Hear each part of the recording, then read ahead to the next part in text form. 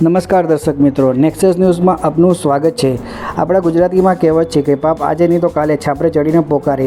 એવી વાત અમદાવાદમાં થઈ। અમદાવાદ ક્રાઇમ બ્રાન્ચને 34 વર્ષ જૂના હત્યાના કેસના આરોપીઓને દબોચી લીધા છે। એના માટે ક્રાઇમ બ્રાન્ચની સમગ્ર ટીમને સલામ। તો આવો જાણીએ સમગ્ર બાબત શું છે। અમદાવાદ ક્રાઇમ બ્રાન્ચને મળેલી વિશ્વસનીય બાતમીના આધારે વટવા વિસ્તારના કુતુબનગર સૈયદવાડી ખાતે ખાડ કૂવામાં ધોળકાવાળી કરજાનાની હત્યા કરી તેની લાશને દફનાવી હોવાની માહિતી પ્રાપ્ત થતાં તેની તાત્કાલિક તપાસ હાથ ધરવામાં આવી। તારીખ 29/4/2026ના રોજ પંચો એક્ઝિક્યુટિવ મેજિસ્ટ્રેટ તથા FSLના અધિકારીની હાજરીમાં સ્થળ પર ખોદકામ કરવામાં આવતા આશરે 18 ફૂટ ઊંડાઈએ માનવ હાડકાના અવશેષો મળી આવેલ માનવ હાડકાના અવશેષોને ફોરેન્સિક મેડિસિન વિભાગ બીજે મેડિકલ કોલેજ ખાતે પરીક્ષણ અર્થે મોકલી પોસ્ટમોર્ટમ કરવામાં આવેલ તેમજ DNA સેમ્પલ પરીક્ષણ અર્થે FSL મેઘાણીનગર અમદાવાદ ખાતે મોકલી આપવામાં આવેલ।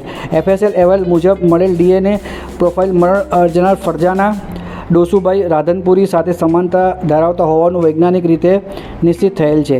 તપાસ દરમિયાન પ્રાપ્ત થયેલ સાક્ષીઓના નિવેદન સ્થળ પર મળેલ ભૌતિક પુરાવાઓ તથા વૈજ્ઞાનિક પુરાવાના આધારે જાણવા મળેલ કે ફરજાના ડોસુભાઈ રાધનપુરીના લગ્ન શમસુદ્દીન મુસાજી ખેડાવાલા સાથે થયેલ હતા।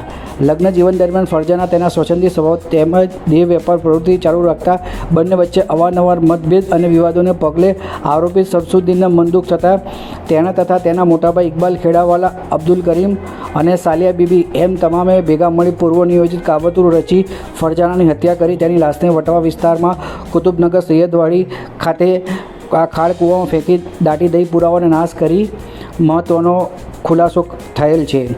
જે હકીકતને ધ્યાનમાં રાખી આ ગુનામાં સંડોવાયેલા આરોપી વિરુદ્ધ ગુનો નોંધી આરોપીઓની ધરપકડ કરી આગળની કાર્યવાહી હાથ ધરવામાં આવેલ છે।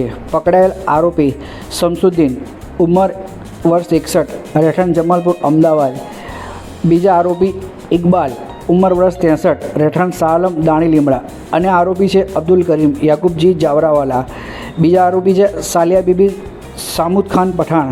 દર્શક મિત્રો, આવા સમાચાર જોવા માટે આપ અમારી ચેનલ લાઇક કરો, શેર કરો, સબસ્ક્રાઈબ કરો।